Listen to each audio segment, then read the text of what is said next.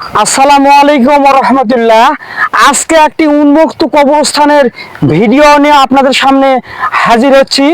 তা হচ্ছে দিনাজপুর জেলা হাকিমপুর থানা বইগ্রাম বিশ্বপাড়া মাঝখানে যে কবরস্থানটি রয়েছে সেইটির নাম হচ্ছে পোকরামের কবরস্থান।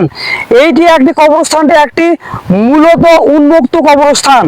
এই যে দেখেন ভাই, এটি হচ্ছে কবর।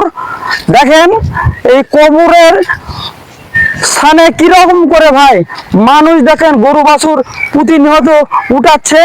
এই যে দেখেন ভাই গরু, এই যে গরু দেখেন দেখেন প্রতিনিয়তই গরু বাছুর উঠাচ্ছে এখানে। আমরা যদি কেউ মানা করতে যাই মানুষ কথা শুনতেছে না ভাই, এখানে আমাদেরকে অনেক গালিগালাজ করতেছে ভাই। এই যে দেখেন কবর, এই যে দেখেন কবর, তার পাশেই দেখেন ভাই এই যে কবর দেখেন, এই যে গরু দেখেন গরু, এই যে গোবর দেখেন, এই যে গোবর দেখেন ভাই। আমরা মানা করতে গেলে ভাই মানুষ আমাদেরকে গালিগালাজ করে। আপনাদের এলাকায় কি এরকম কবরস্থান রয়েছে যে কবরস্থানে মানুষ প্রতিনিয়ত গরু বাছুর উঠায়, এরকম কবরস্থান রয়েছে?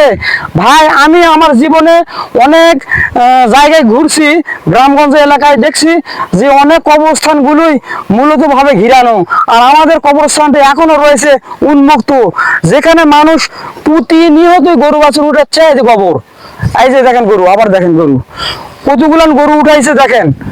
তো ভাই আমরা মানা করতে গেলে মানুষ কথা শোনে না ভাই, শোনা নাই। এরকম কি কবরস্থান আপনাদের এলাকায় আছে? আমার মনে হয় নাই ভাই। এই গরু বাছুরগুলো কি কবরস্থানে উঠা যাবে কি না আপনারা অবশ্যই আমাকে কমেন্টে জানাবেন। আর ভিডিওটি ভাই ভালো যদি লাগে ইনশাল্লাহ দিনের খাতিরে ভাই, যাতে করে ভবিষ্যতে কবরস্থানে কেউ যেন গরু বাছুর কোনো কিছু না উঠাতে পারে, এই নিরীক্ষে ভাই আপনারা ভিডিওটি শেয়ার করবেন ভাই অবশ্যই ভাই। আর আমি ইনশাল্লাহ প্রতিনিয়ত আমি কবরস্থানের ভিডিও ও মানবিক কাজের ইনশাল্লাহ আপনারা যদি সাড়া দেন ইনশাল্লাহ আমি প্রতিনিয়তই আপনাদের সামনে একটি করে ভিডিও ইনশাল্লাহ উপস্থাপনা করার চেষ্টা করব। আসসালামু আলাইকুম রহমতুল্লাহ।